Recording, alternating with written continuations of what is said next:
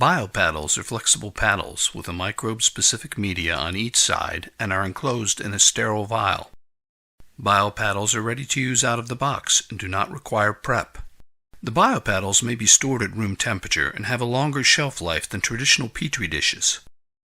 For liquid sampling, fill the vial with the liquid to be sampled. Allow a contact time of 15 seconds. Empty the vial and replace the paddle in the vial. Incubate following directions. For surface sampling, touch the paddle twice to the sample surface, allowing contact time of 15 seconds. Replace the paddle in the vial. Incubate following directions.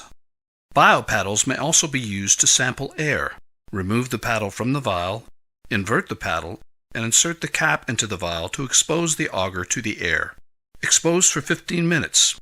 Reinsert the paddle and incubate following directions. In general, incubate at 35 degrees Celsius for 24 to 48 hours. For educational purposes, paddles used to sample non-coliform bacteria and fungi may be incubated at room temperature. Incubation may take 3 to 5 days. Charts may be used to estimate colony counts for liquid, surface, and air samples. Graphics provide helpful information as to colony size.